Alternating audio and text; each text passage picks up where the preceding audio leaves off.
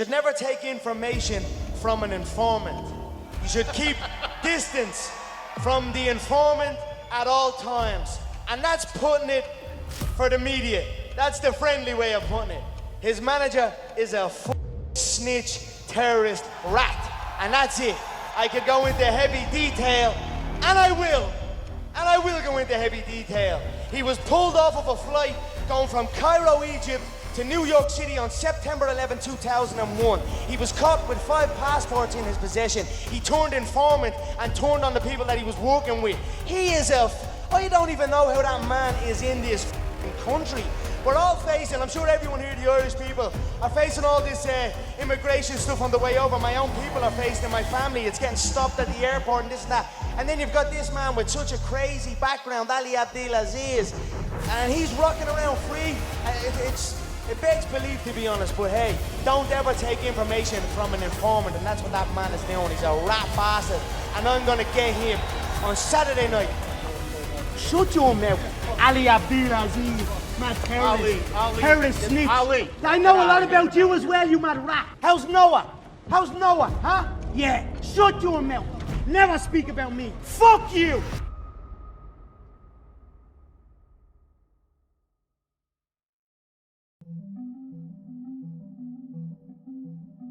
Alright guys, welcome back to the channel. Now in this video I want to talk about the most famous manager in the world of mixed martial arts, and also MMA's worst kept secret, okay? An absolute morally corrupt human being with a completely incestual relationship within the industry. A man who tries his absolute best and is largely successful in controlling media narratives when it comes to him and his fighters, while also behind the scenes actively damaging his fighters' careers and their legacies. We're going to cover his past to establish a pattern of having absolutely no morals. My language will probably get stronger as I move forward, okay? I just don't want to get this video demonetized before we even get started. I know most of you are aware of a lot of it, but I do think sometimes the timeline gets a bit muddied, okay? The accurate version of events almost makes it even worse, in my opinion. Now, I have titled the video the Diddy of MMA, okay? But in reality, he is a mix of Suge Knight and Diddy, using both brute force and intimidation, while also being extremely connected with sectors of the industry that can keep it all under wraps. Like I said, MMA's worst kept secret. Facts that we are all supposed to just ignore or forget. There were plenty of people who knew what Diddy was and what he was doing before the indictment came down. Plenty of people who knew Suge Knight would actively either beat up, threaten, or even kill people that opposed him. This seems to be the case with Ali Abdelaziz. Media members who are too pussy to speak out in fear of losing their interviews, and that's what YouTube's for. Okay, so let's get into it. Now, so like I said, most of you know bits and pieces of this man's past, although the timeline gets muddied. Okay, so let's establish the pattern of absolute fraudulent and, like I said, morally corrupt behavior before we get into the way he deals in the world of mixed martial arts. Ali Abdelaziz allegedly and initially came to the United States under the guise of an Olympian judoka from Egypt, which is a place that will be relevant in just a little bit, okay? He first arrived in 1996. However, there is no evidence he was ever on any Olympic team other than records of him logging in and out of an Olympic training center, one that later on in the story he would be kicked out of by the FBI, okay? Even back then, using multiple different names to disguise his identity. The logging in and out is something that could obviously be used as an alibi if ever questioned by anybody like law enforcement. Since he was known to keep multiple passports and identities on him, it makes sense he'd use different names during this time, a pattern that goes all the way back to his days before he ever even came to the United States. This fact makes it hard to get concrete evidence on his past from Egypt, though most of you will remember the accusations levied by Conor McGregor during the build-up to his fight with Khabib Nurmagomedov, who obviously is a client of Ali's. Even though Conor did his homework and was correct, There is so much more to the story that I was completely unaware of, and that's what we're going to get into right now. Okay, so it is a little unclear whether or not it was on the day of September 11th or the days following. I've seen reports of both. Regardless, around the time of the 9/11 attacks, Ali was flagged for trying to sneak into the United States using a falsified passport. Okay, Ali attempted to use the alibi we spoke about earlier and told the police he was an Olympic judoka who's coming to train at the Olympic Training Center in Colorado Springs, also to try and earn some money to send back to his sick mother, which will be a conflicted detail in just a little bit. Ali claims his mother died 3 months after his initial arrest and submitted a death certificate as proof that I would argue doesn't mean much coming from a guy known for forgery and usage of fake identification, but unfortunately, the jury bought the story. Ali used the, quote, choice of evil defense, which is just a term for basically you broke the law for a good or just reason, the reason being to help his sick mother. He was found not guilty, despite completely and totally entering the United States illegally. Now, it'll probably come back up later, but to no surprise, almost anyone who knows anything about Ali, the story about his mother is reportedly false. Again, we will touch on that in just a little bit. Following his exoneration in Colorado, the U.S. Attorney's Office had him re-arrested. Ali was under surveillance from Homeland Security since he had been released from prison in Colorado.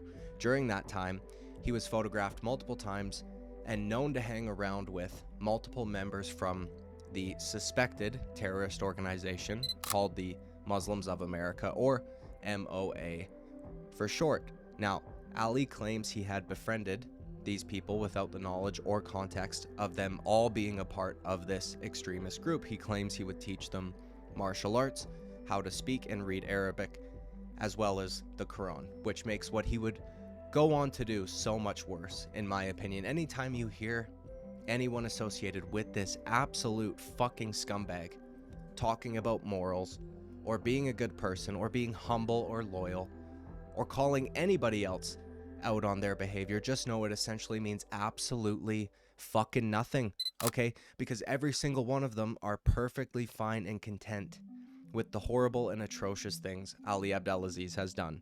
Either that, or they are willfully ignorant, which I would still place some blame on. Perhaps the most ironic part about this whole situation is today, as a manager, his entire brand is loyalty, okay, and going above and beyond for his clients. We've seen videos of him cooking for Habib and Islam, and then we've heard many stories about how he checks in with, his clients' kids, attends family events, and all the rest of it. An example that comes to mind of this would be Cody Garbrandt. All of these things he did for the group that he was actively reporting on to the feds about, okay? So this is a trend that we see. Ali Abdelaziz will go above and beyond to make you believe that he is in fact a good person and he is loyal to you, okay? It's possible that he is trying to make up for past sins, or he's still the same fucking snake, rat, piece of shit he's always been. His real loyalty lies with the UFC brass rather than his own clients, the way that his real loyalty lied with the government or multiple governments rather than his, to use his own words, his friends. Okay, I digress. Let's get back to the story. The U.S. Attorney's Office, unlike most states, does not allow the defense that Ali used to exonerate himself in Colorado, especially for a person like Ali with exorbitant amounts of evidence stacked against him. For starters, they were able to prove that Ali had naught to do with the Olympics in 1996 when he first entered the States like he claimed. Now, something I will note that I will concede could be completely coincidental is that around the time Ali entered the States initially under a false name with false identification, there were multiple terrorist-related attacks that had been going on in his home of Cairo, Egypt. Okay, so like I said, could be a coincidence, but also a little fishy, again, especially when we consider all of the other context surrounding this individual. Coming to another country with a fake ID and false name to me screams deception and deceit and trying to cover up one's past. It was around this time that Ali signed on as a confidential informant with the New York Police Department Intelligence Division, okay, as well as the FBI. He agreed to inform on, in his own words, friends that were a part of the Muslims of America organization. They flew him back to Egypt for a few months as cover, was given a special restriction-free green card so he could travel to countries like Saudi Arabia, like Egypt, like Trinidad, and others to help the Muslims of America branch out and set up shop in these other countries. Something I found absolutely fucking hilarious upon reading all of this information was learning the FBI used a code name for Ali, or a couple to be more accurate. My personal favorite was Dolphin. I think this was actually used by the NYPD, and this was due to his high-pitched voice, okay? And the FBI would sometimes refer to him as Tap Out once he had continued to lose his professional fights via submission. So essentially, the NYPD and the FBI were just demeaning their informant, and considering it was Ali, and by definition he is a rat snitch, I find that to be fucking hysterical, okay? Ali reported to author of Twilight in America, Martin Moyer, or Maurer, that even his professional fighting career was a facade, and he was only doing it to be able to justify the income he was getting paid by the FBI, by the NYPD, income that allowed him to start up a business in the form of a used car lot and later on Dominance MMA, okay? A business, by the way, the used car lot, that he would partner with a member of the very group he was snitching on. Now, a source of the NYPD dispites this accounting from Ali, so who really knows? It is kind of tricky considering he is a absolute compulsive and habitual fucking liar, okay? While Ali was an informant, he lived in a place called Islamburg, which, I mean, the name to me kind of seems like a bit of an oxymoron, okay? But either way, a rural town in Delaware County in New York. This town was founded by Mubarak Ali Jilani, who was a Pakistani Sufi cleric. Okay, now this is where, and we could touch on some of this stuff Connor spoke about. It was here during this time Ali Abdelaziz would intentionally target an underage, quote-unquote, depressed girl who he says name was Fatima. He targeted her as she was the sister of a high-ranking member of the Muslims of America group. He would marry, consummate, and impregnate this girl, who he claims could not read or write, and was an easy target due to the fact that she seemed depressed. It would be this young woman who would bear the child he would later go on to abandon. Okay? Noah. Shut your mouth, Ali Abdelaziz, mad terrorist, terrorist snitch. Ali. I know a lot about you as well, you mad rat. How's Noah? How's Noah, huh? Yeah, shut your mouth. Never speak about me. Such a fucking loyal and moral man, eh? Now, of course, Ali puts this on either the FBI or the NYPD, instructing him to find a way to get closer in the group. By the way, when spilling his guts to this author, singing like an absolute fucking bird to the aforementioned author, he would brag that after he married her, she unwittingly provided him access to her brother and whatever documents or secrets he possessed about the group. Someone else Ali would get close to during this time while acting as his bodyguard was Barry Adams, who was the head of the group's operations in all of North America. Great fucking guy Barry Adams is, okay?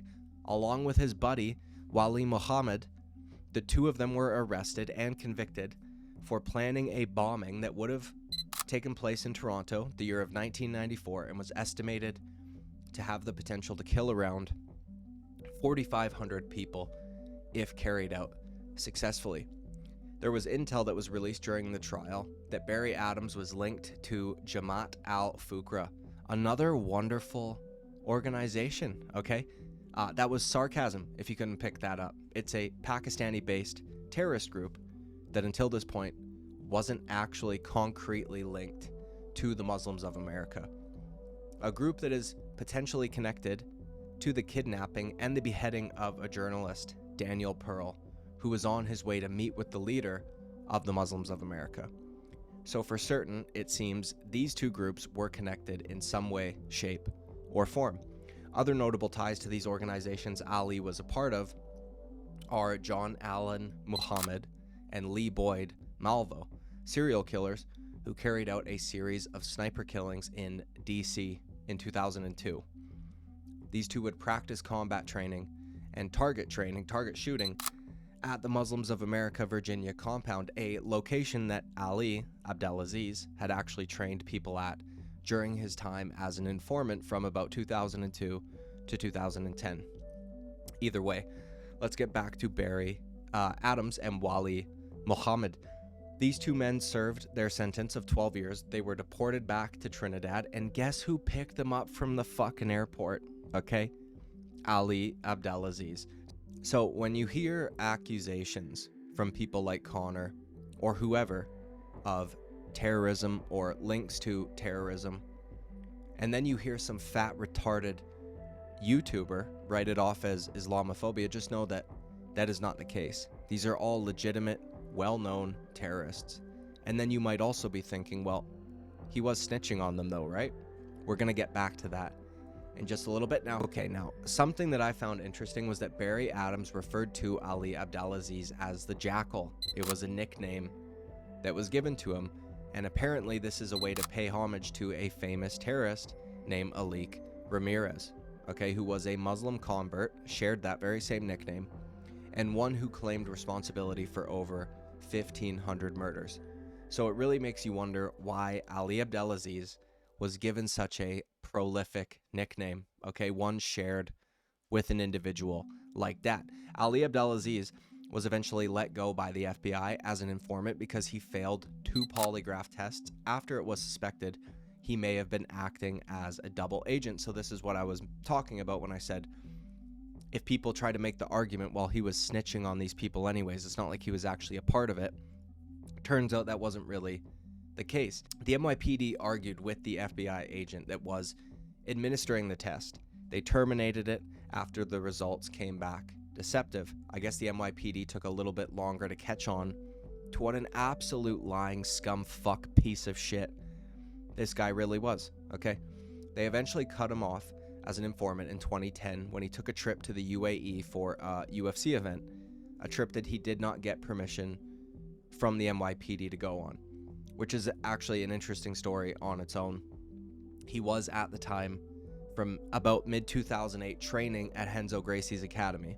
Renzo, unfortunately, would basically take Ali in as part of his family, allegedly feeling sorry for him for having no friends or family in the country. Gracie family members attended his wedding. Ali would attend the kids of the family's birthday parties, very similar to the kinds of things reported by Cody Garbrandt and others, as well as similar things he would take part in for the group of so-called friends he was partially snitching on, okay? Also, around the time 2006 to 2007, he would train at Jackson Winklejohn. So some of the guys that were training at Renzo Gracie's academy recognized him from his time over there. During his time at Renzo's, Ali would go away for stints of months or even multiple months at a time. Then he would show back up randomly. And to touch back on the potential lie regarding his mother, when asked by his fellow teammates, he always had the same excuse, okay, which was that he was visiting his sick mother. This is more than half a decade after he was exonerated, using his mother dying as an excuse, and provided a death certificate, either forged or real, as evidence. So either he's a lying scumfuck piece of shit, or he's a lying scumfuck piece of shit, okay? Either he's lying to the police, the jury, the courts, or to his own teammates, and I wouldn't put either past him, okay? Now, we get to the trip that would eventually see Ali dropped from his final remaining informant gig, UFC 112, where 2 major clients of Ali's were fighting, Renzo Gracie and Frankie Edgar. He initially expressed to the team that he wouldn't be able to join them, only to show up the day before the fight, hooded in the airport, looking extremely nervous, according to, the team. On the flight home is when he would be arrested for taking the trip without the consent or the permission of the NYPD. The plane gets stopped on the tarmac. NYPD officers board and handcuff Ali, who cried to Henzo for help, screaming that he was working for the CIA. The Gracies, unfortunately, still believe his lies when he would show up at the academy the following week with an ankle monitor, claiming it was a heart monitor, okay? He had all those who heard his ramblings about working for the CIA to swear to secrecy. He would then reach out to Moyer, or Mauer, the author that we've mentioned a few times, to try and stop his deportation, okay? After this incident, he did this by completely compromising and spilling the beans on the FBI's and the NYPD's operations. He then pled with the judge to allow him to remain in the States as a political refugee because this book that had now been published, or was going to be published, would out him as a rat, and he claimed that if he was shipped back to Egypt or, put on a flight, whatever, okay, he would be killed. I don't know how the fuck this guy keeps getting so lucky with the courts, okay? It seems fucking ridiculous to me and absolutely insane that a guy like this can remain in the United States of America. But okay, the only thing that I can think of to rationalize it is that they would rather keep tabs on him in their country rather than send him back home with everything he might have learned over the years. So, in conclusion, at least when it comes to his past, in my opinion, the pattern has been established. This man is absolutely and completely morally corrupt, okay? An absolute piece of shit who would basically sell out anyone to keep himself out of trouble. Will lie to basically anybody, no matter how much that person has done for him or how close he is to that person.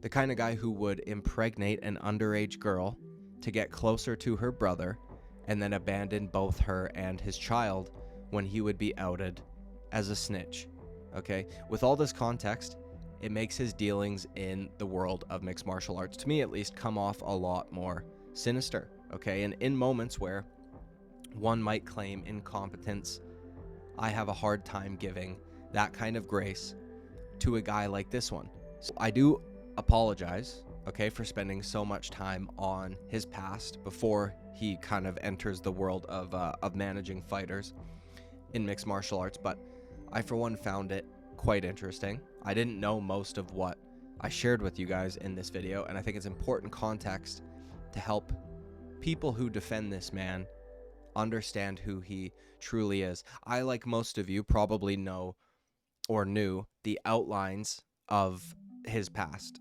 the main talking points, but I didn't know all of the details that came along with it.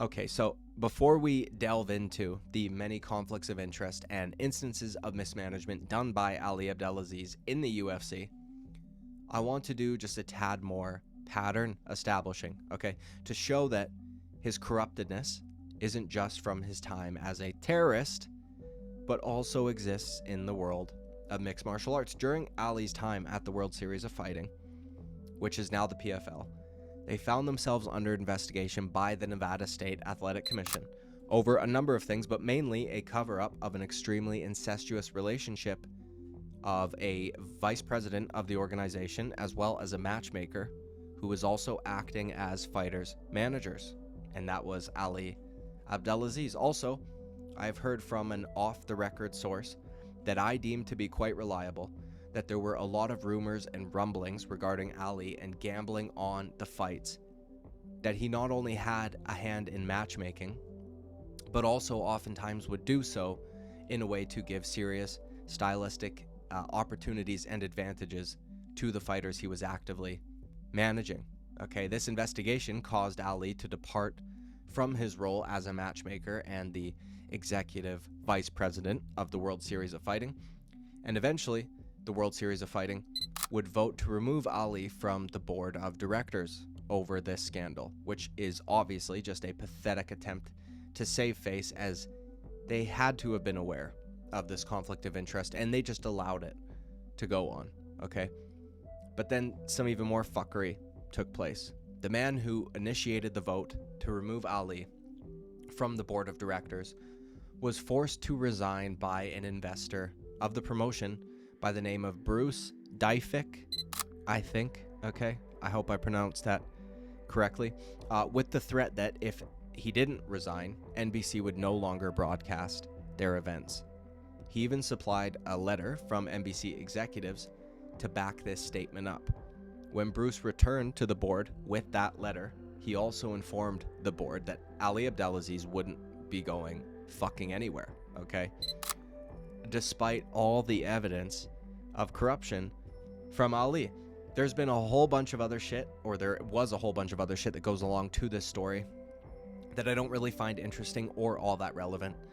But basically, Ali got away with this by having people like Ray Sefo cover for him, and the Nevada State Athletic Commission being satisfied with him just proclaiming he is no longer acting as matchmaker and executive vice president. It seems he just consistently gets away with being an absolute corrupt slimeball piece of fucking shit, okay? And a habitual lawbreaker. I don't understand it at all. It is so fucking mind-boggling to me. And this is one of the reasons I get so frustrated with journalists or MMA pundits who are only critical of the UFC. Yes, they are the most powerful entity. They are the most successful one in the sport. But the PFL, one championship. Almost all mixed martial arts organizations are extremely shady in the way they handle certain things. Okay, and just because you slap a new name on the World Series of Fighting, call it the PFL, and put a nice grandpa-looking figure like Don Davis at the fucking head of it, doesn't mean they aren't completely and totally corrupt, okay? Regardless, this just establishes a willingness to be corrupt within the industry he currently works in. He has always been a slimeball criminal with no morals, while calling people out consistently about their own morals, honor, and loyalty, okay? Pretty fucking crazy, but let's get to his time in the UFC and how he is able to operate in an unbelievably shady way and how the media just allows him to do it, okay?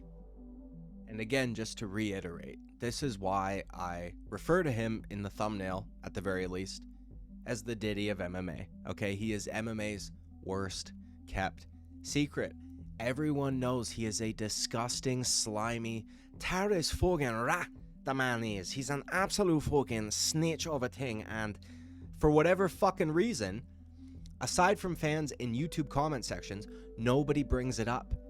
It drives me insane, and he does this, and he does this using tactics like Diddy did, but also, like I mentioned, like Suge Knight, physical intimidation and threats.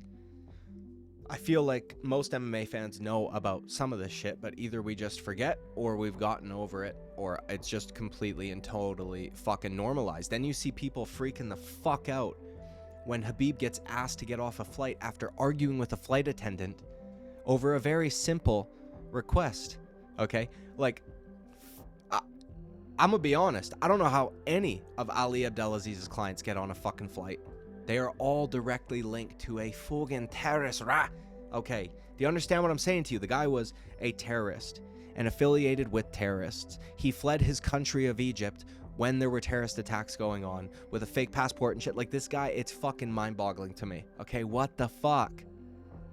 First, okay, I want to talk about the way Ali uses the media to shift narratives and how the media is absolutely fucking complicit in this, because they want to they want access to interviews with his fighters, and they don't want to rock the boat, which is pathetic and shows a complete and total lack of backbone, lack of morals, lack of journalistic integrity, okay? Absolutely pathetic. And also, this completely and totally dispels this stupid narrative that, like, Muslim fighters are somehow mistreated or misrepresented by the MMA media. No, the fuck they aren't, okay? In fact, it's probably the opposite. If there's somebody who is mistreating, mismanaging, or misrepresenting the Muslim fighters, it is Ali Abdelaziz, okay? You can have Hamzat, who I know is not a client of Ali's, but it's just an example, scam his fucking fans and it gets reported on in the most milquetoast way possible. There's no condemnation. There's no, there's no real storytelling to it. There's no opinion pieces that are written on it. It is all just this thing happened and that's that. If Colby Covington did that, I'd imagine a large swath of the MMA media would shit all over him. And by the way, rightfully fucking so. Been blocking medias, tons of medias. Brother, you don't, brother, friends don't have shit, brother. I fucking own the media. So, okay, let's be real. But I do, but why do we need, this is like fucking... You don't understand, you don't understand me. I do not have any media. I do not have. It's the media that you put on my tag that calling me. They are the one calling me. Can I ask a question? Yes. Why you think Damon Martin don't put story out? He have story. I say, hey, please don't put. I don't want this shit. Why you think he don't put? Because I don't want to put. You know why? You know why? You know why? You know why? Just because in the first place, Damon Martin don't have the phone number of Slim. You send Slim having an interview with him. I make this. That was the worst thing to do. That's you want to make this. When this guy blocked a lot of media, right? What happened? And I say what happened. Now, listen to me. Listen to me. I don't have time to play this little fucking game. You don't have time to... Okay, now that clip was of Ali that I'm sure a lot of you have heard of, him claiming he owns the MMA media to Fernan Lopez, who is a manager that, he poached one of his clients. Okay. Now, that is something else Ali likes to do that I find to be quite reprehensible, but I want to get into that in just a little bit with a very specific example. But in that little clip there, Ali names a media member by his name, okay? Damon fucking Martin, that absolute mongoloid who constantly is eating his microphone. It's a wonder there is any foam left on top. It's actually mind-blowing to me, okay? And you know what's even crazier is that his audio sounds worse for it, but not just that. If you read the comment section of his interviews, people, like even myself included, have said to him, hey, dude, maybe step away from the mic like a few inches. And he just doesn't get it. Okay. Now, aside from Damon Martin, who, by the way, at the time was not necessarily an extremely relevant figure, but is now kind of the, main face of MMA fighting after Ariel Helwani's departure. So it's just him getting a hold of these guys that would write stories, maybe even before they're big journalists, and kind of getting them on board so that by the time they do get bigger or do get bigger opportunities, they're already on his side. Okay, now, again, aside from him, we have John Morgan, okay? The first question guy almost no matter what. If he's at a press event, he usually gets the first question. Now, I have heard guys, because I want to be fair, I have heard guys like Luke Thomas say that, I guess, despite being absolutely fucking gigantic, and I know he's lost some weight, but, over the last few years, looks like he could have been scooter bound. John Morgan allegedly hustles his ass off to get to events, and he gets there fucking hours early. So allegedly, that's why he gets the first question. All of the other media members is kind of just like a unspoken rule, because he gets there so early and whatever, they just give him the first question because he is, I guess working harder, you could say, than the rest of them. But John Morgan's wife is the head of a public relations team for a certain management company. Okay, that company is Dominance MMA. So one of the main media members in MMA who gets the first question at every event, you hear Dana White all the fucking time, John Morgan, what's the first question?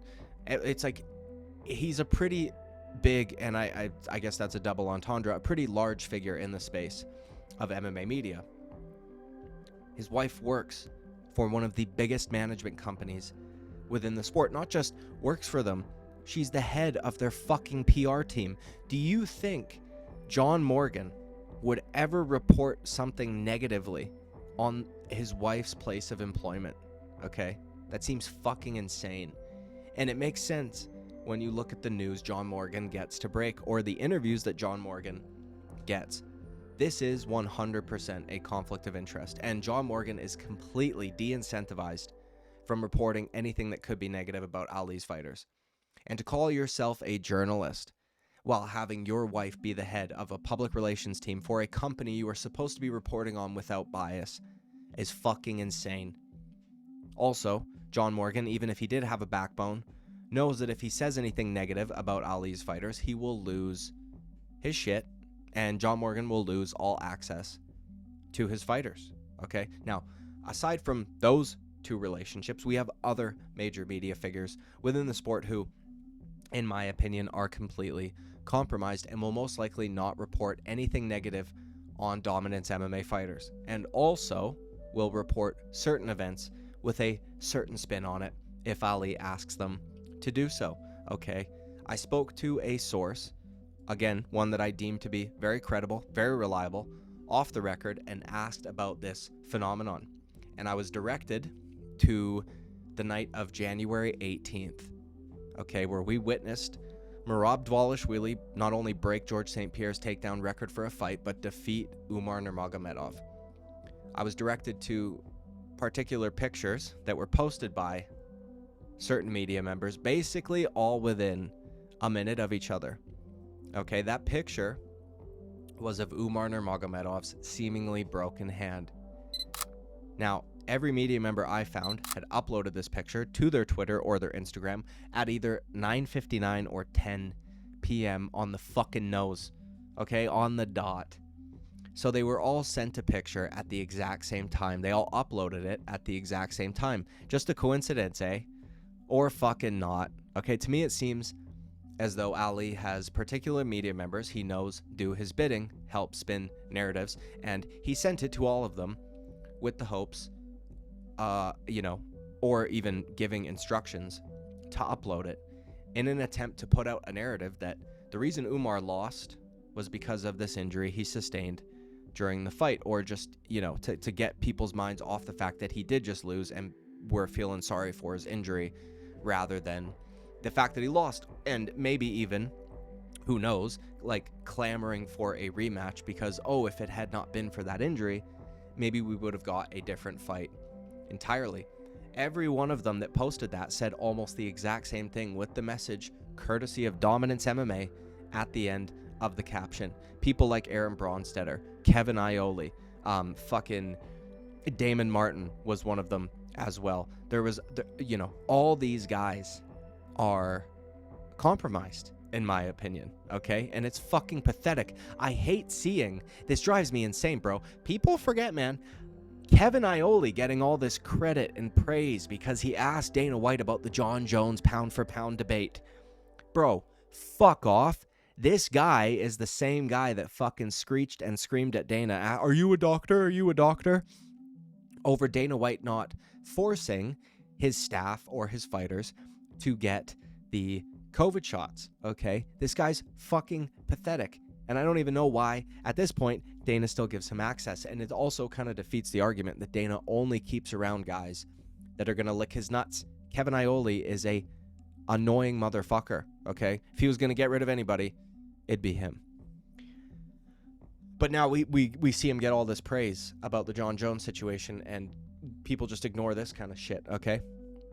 So Ali, immediately following his fighter's loss, is engaging in damage control, and the media is helping him do it. Also, all of these same journalists, this is just another example of it, had the exact same take regarding Renan Fajeda after he was trash-talking Francis Ngannou about the year that he had or whatever. He said something along the lines of, you think you had a tough fucking year, like you're going to be or I'm going to be the toughest part of it or something, when Francis Ngannou had just lost his 15-month-old baby boy, okay? Now, maybe you agree that because it's a second language issue or a translation issue, maybe Renan Fajeda didn't mean it the way that it was said, and it just came out differently. However, I want you to imagine if somebody like Conor McGregor, somebody like Colby Covington, somebody like Sean Strickland uttered that same phrase. These media members would have lost their fucking minds, okay? And all of them in unison defended what he said, all with the same argument. Well, he didn't mean it like that. This is what he actually meant. So I think all of these media members are basically on the fucking take, okay? Not that they're getting paid directly, but it's more of like a barter system. You keep getting interviews of my fighters, who I happen to have a lot of famous ones, as long as you keep reporting positively on my fighters. So for any of these fucks at this point to call themselves journalists is absolutely pathetic, okay? And it's hilarious to me that we'll see, oh man, there are so many contradictions within this, and I'm just thinking of it now. I'm going off script here, okay? Aaron Bronstetter fucking lectured Brian Campbell for having the audacity to disagree and say that Israel Adesanya screaming the N-word at Dricus du Plessis over and over and over again made him feel a little bit uncomfortable. Aaron Bronstetter lectured him on apartheid and all this shit, even though that has nothing to do with fuck all, considering Israel Adesanya is not even from South Africa. He's from a completely different country in Africa. But to these retarded woke fucks, you know, Africa, it's just all black people. Fuck Egypt, like where Ali Abdelaziz came from. And, you know, you will morally condemn people for having a disagreement or a differing of opinion, but then you will go along with somebody like Ali Abdelaziz, and you will hear his fighters say maybe more morally reprehensible things, at least by somebody like Aaron Bronstetter standards, and he just doesn't report on it. So fucking Jesus Christ, okay? Either way, we even have instances of Ali Abdelaziz contacting journalists to take down interviews because they were not okayed by him, which is honestly fucking pathetic. Imagine being a professional fighter. You're one of the baddest men on the planet, and this little fucking 5'6" midget that sounds like a dolphin, terrorist fuck, is telling you who you can and cannot speak to. Okay? If I was in that position, I would drop him as a manager immediately, and he probably wouldn't be able to use his jaw for a while. Okay? It's insane to me that he's instructing guys like Vicente Luque, Justin Gaethje, or these guys on who they are allowed to speak to. Now, we also have instances of him threatening MMA media members. I have both, again, an off-the-record source from a journalist in the space regarding this, claiming it happened multiple times. But we could also just look at one journalist who's gone public with it, in James card, Lynch. and one of Ali's clients on that card was Justin Gaethje, who fought Eddie Alvarez on that event. Now, and I'll even show you the interview. I have it right here.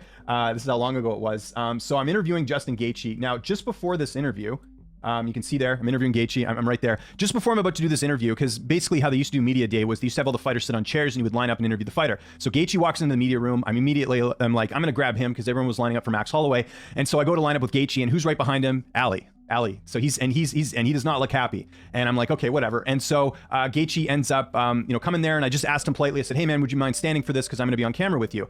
And he starts shouting at me. He starts being very aggressive, very threatening towards me. I've got witnesses to this if people want to, dig a little bit deeper. But yeah, right off the bat, he's like super, super aggressive with me. So I'm already kind of like, what is going on here? I don't even know what's going on here. And so we end up doing the interview. Good interview. It wasn't very long. I think it was like 4 minutes, but literally Ali's basically on my shoulder. You can't see it here, but he's off camera, basically like hovering over me, making sure I don't say something that he's going to like cut off the interview. And it was just a general interview. Forget what it was. Immediately following the interview, he starts making a scene. He starts getting mad at me, saying that I wrote an article about how Justin Gaethje was underpaid in World Series of Fighting, when that's completely not true. Like I didn't even do any writing back then. It was just audio podcasts and mainly doing I think I'd started to do some video stuff, but I never did like opinion articles. I come to find out later, the reason he was upset was because of the Mike Russell interview. So that's where things got off to a bad foot. Their rules long enough. They don't want to help me get any interviews. I'll go directly to the fighter. So I do this interview with Vicente Luque. Harmless interview. We talk about fatherhood. We talk about him fighting Woodley. Like, it's just a general interview. And if you've seen most of my interviews, they're pretty tame. I mean, I'm not really someone that's known for creating controversy or clickbait articles or things of that nature. So really good interview. I then get this email from his PR people. I don't want to use the name of the person, although I don't think they work for them anymore, but they say, who did you book the Vicente Luque interview through? They spelled through wrong. This was not approved by us and needs to be taken down. And then they still have their signature in there, which says be great. So again, kind of threatening me, telling me to take the interview down. I did line this because this is the type of tactics they have. They will be aggressive. They will be threatening. So fast forward to this week, I do the interview with Colby Covington. And in the interview, I mentioned just one question about the fact that Bilal did not get the backup spot for UFC 286. And that proceeded to get to the question about why Ali cannot leave the country and all that. And Colby asked me, why can't he? And I just said that he has a checkered past. I kept it very tame for the most part. Then I get this tweet last night from another agent from Dominance MMA, someone who I've never met. I've seen him at events, but I've never actually met him. And here's what he says here. Hey, next time you will be in Vegas, I will make sure to find you and I have a gift for you, power slap. So he's basically threatening me. This is something I want to outline here. You saw the email here, saying you have to take this down. You saw the, the tweet here by another agent who I'm actually shocked he did this publicly because this is still there. I mean, at the time I'm recording this, it's still up there. And, again, it just goes to show this is how this management group operates. They like to intimidate and threaten the media. Do you remember Cole Shelton's article on BJ Penn a few months ago about how Ali sort of bragged in that conversation with Fernando Lopez that he owns the media? There's some truth to that. A lot of the people who have access to Ali's clients, you'll notice they never say anything bad about his clients because I know, and I've heard stories behind the scenes about how he will call and be angry and threaten and say all these different things. So there is that element of control because he does rep so many fighters in the UFC that he sort of has this power over everything. So okay, so we have him using multiple tactics to get favorable coverage by the media. We have manipulation of narratives, we have conflicts of interest, and we even have the threat of physical violence. The guy is literally a blend between Diddy and Suge Knight. He is those guys just in a different industry. And if the stuff about his past wasn't enough, I don't know how the fuck he has not been kicked out of the sport yet. But it's because, in my opinion, he intentionally fucks over certain fighters that are on his own roster, okay? We have so many instances of mismanagement of fighters' careers and so many examples of him being an absolute scumbag that I cannot just write it off as incompetence. I don't think he's that stupid, okay? I believe there is intention behind the moves he makes for certain fighters, and he will, like I said, intentionally fuck them over, worsen their reputation, or whatever, to benefit the organization that allows him to remain a massive management force within the UFC. There's the obvious examples like having Justin Gaethje fight Max Holloway instead of helping and advocating for his client to get a title shot that he had kind of fucking earned at that point after knocking out Dustin Poirier, only to see him get flatlined, KO'd, and that very title shot go to the guy that he knocked out just months. Not only that, but during that time, he was intentionally having Islam Makhachev sidelined so Justin Gaethje could go fight for the BMF belt. And they were trying to figure out who the next contender for Islam was going to be when it was pretty clear at the time it was Justin Gaethje. We have many people cry about Bilal Muhammad taking so long to get a title shot, acting as though it's the UFC that is doing this. Well, Ali Abdelaziz is his manager and continued to okay and sign off on fights that were indeed not for the title. The same applies to Magomed Ankalaev, okay? Even though I think the narrative that Magomed had to wait so long is completely and totally fucking overblown because he fought for the title, it was a draw, and then he had only 2 wins in between getting his next title shot, okay? He had a no contest, which very well could have been a DQ against Johnny Walker. Then he goes and he beats Johnny Walker, which I don't know how that justifies the title shot. And then he goes and he beats Alexander Rakic. And then he gets, in my opinion, a very fairly earned title shot, okay? But again, Ali Abdelaziz is his manager. So he's the one that had to sign off on and okay and come back with the contract for the Rakic matchup. Or even the way he handles the social media of guys who can't speak English, like Magomed Ankalaev that we just mentioned.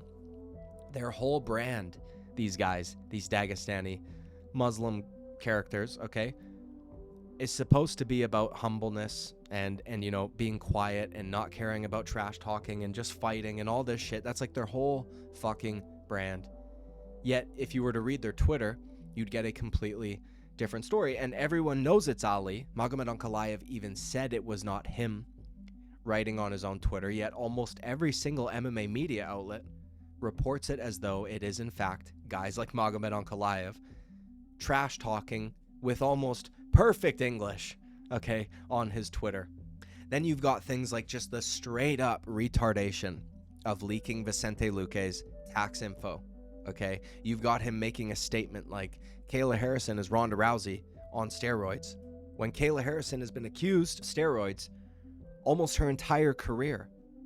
And while I understand what he was trying to say, the word choice to me is absolutely fucking absurd, okay? But in my opinion, maybe one of the most egregious examples that I don't think a lot of people talk about. And listen, you could bring up so many different ones that maybe he had a hand in, maybe he didn't, okay? He is Henry Cejudo's manager. Whose fucking idea was it to retire? Was Ali the one that told him to do it as a bluff in an attempt to get a better contract? And also, if that wasn't what happened and Henry Cejudo was genuinely leaving because he was not happy with his contract at the time, well, again, that's Ali Abdelaziz, who was supposed to be advocating for more pay. All right. And then Henry Cejudo sits out for a very long time, comes back, and now is on $150,000 to show, $150,000 to win contract, which I can't think there is no other double champion in history that has a contract that low. Song Yadong's contract has him getting paid more show money than Henry Cejudo. Okay, a guy who has never touched gold.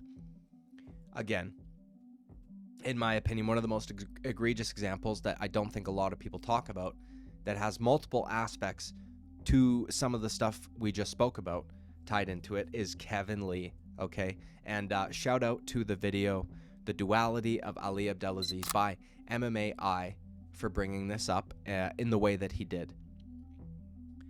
So Kevin Lee had been released from the UFC, I believe, following his loss to D-Rod, okay? And at the time, seemed quite excited about the prospect of going to the PFL. It's almost been a year. So we were in negotiations with PFL to get something done with them. But the conversations just weren't going right.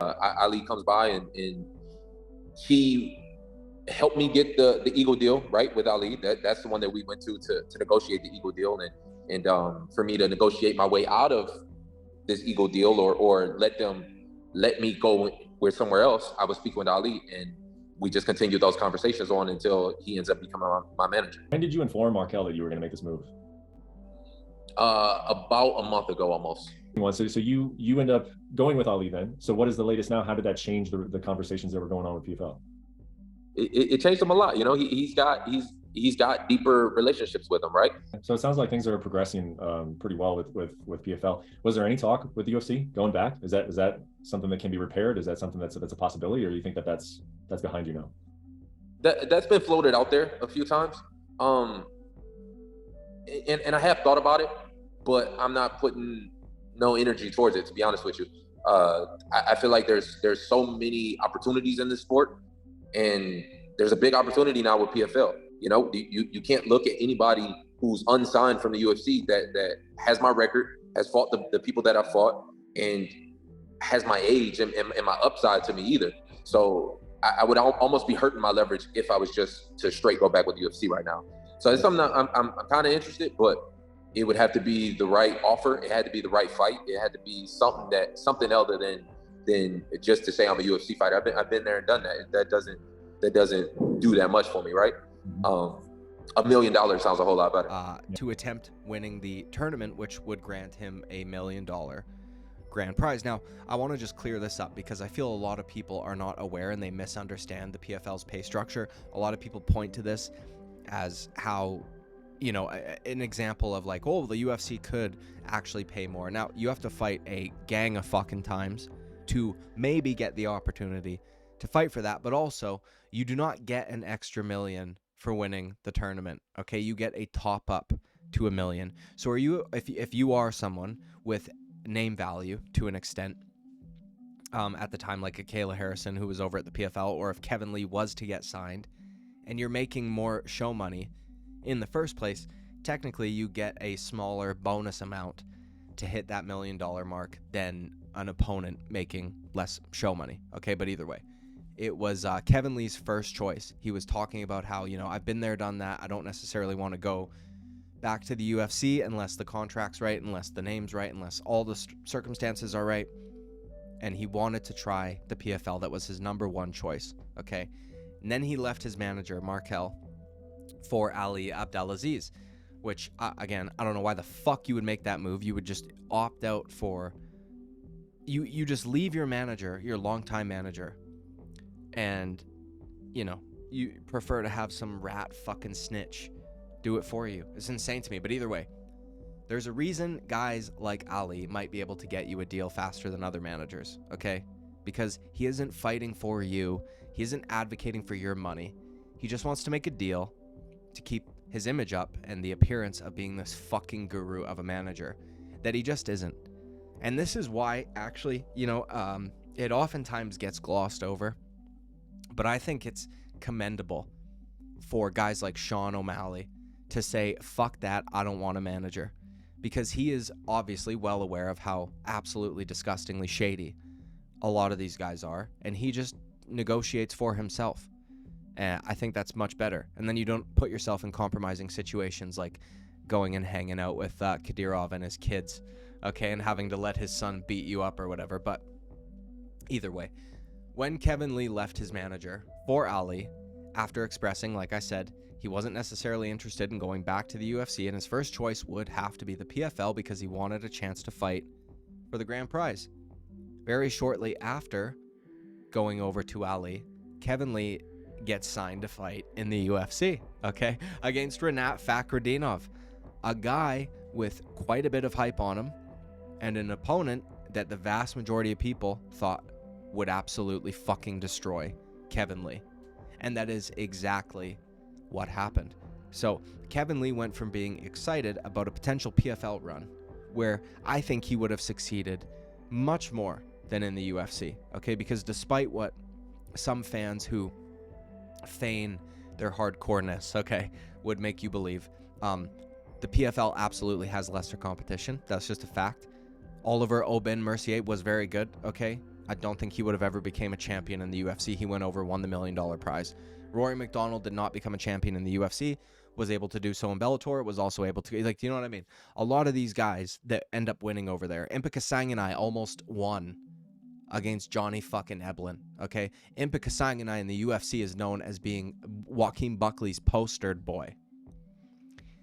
So, anyways, Kevin Lee went from being excited about a potential PFL run to leaving his manager for Ali because I guess he couldn't get the deal done quick enough, got shoved back into the UFC despite expressing he didn't want to do that, in a matchup that could almost be described as malicious, a result that would abso-fucking-lutely hurt him going forward, provides him with much less leverage to negotiate for a good contract anywhere else.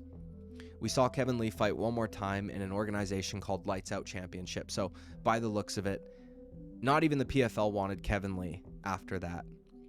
In conclusion, I believe Ali Abdelaziz is a disgusting fucking terrorist ras snitch, just like Connor said, okay? And while he may have had his fall from grace, and he may have been, are you intoxicated at the time, he was absolutely correct about this man. He cares more about his relationship with the organizations than he does about his fighters, though on the surface it would appear the other way around. Always talking about how they are his friends, not his clients, like we spoke about earlier, the cooking, the kids' birthdays, all of it. It's a facade to manipulate these fighters into thinking he was their friend and had their best interest at heart in the first place, the exact same way he did with his, again, according to him in his own words, his friends with the Muslims of America, the same way he did with his underage bride, who he impregnated and abandoned, okay? A guy who berates, manipulates, and intimidates the media into covering him and his fighters favorably. A guy who preaches loyalty, humbleness, morals, respect, all this bullshit, calls out guys like Jose Aldo, calls out Conor McGregor for having no morals, all this shit, while being, quite frankly, and the most absolute scummy person in this industry. And it drives me up the wall that it takes certain guys who, by the way, like, not to shit on them, okay, but a lot of this information came from I believe the journalist Mike Russell, who is not relevant. These articles I had to find on web archives, okay? Anybody that goes in on a deep dive, right, into Ali Abdelaziz and decides they're going to write about it and call it out, kind of ends up not having a career or something. Like, I'm not saying that he's doing that, but what I am saying is that he seems to be a pretty well protected force within the UFC, and it's probably because he favors the UFC's interests over his own clients, right? And it just so happens that he has guys that are in very high positions in the sport, like an Islam Makhachev, like a Habib Nurmagomedov, like these guys, like a Bilal Muhammad, like a Henry Cejudo, so he can point to other clients and say, look, I could do that for you. Look what I could do for you. In reality, those champions are just used as chess pieces, and the rest of them are used as pawns. Okay, it's fucking gross to me. I found it to be quite interesting reading all this. I will link all of the web archives down in the comments below. But just know he got all of his information from the book that we spoke about, Twilight of America or something like that, written by that Martin Maurer character. And all of the information he put in his book was told to him by Ali Abdelaziz. So again, it could be lies, right? Some of it could be. I don't know why you would make yourself out to be a piece of shit to this order. Okay, but he will say anything to keep himself out of trouble, which I find to be a disgusting quality. Okay, an absolute disgusting quality, and I believe that this journalist did a great job with these stories. So check it out, check them out if you are interested, if you want to fact check me, if you want to make sure that I reported on it accurately. And again, like I said earlier, just know that when you hear guys like Habib, like Islam, any of them preaching how one should act, how one should behave, anything about morals, honesty, integrity, loyalty, any of this shit, just know that they are perfectly fine sitting beside a man like this because he'll cook them a fucking meal or show up to their kids' birthdays. Okay? Anyways, like and subscribe. Let me know what you guys think down below in the comments. Have a good weekend. Bye-bye.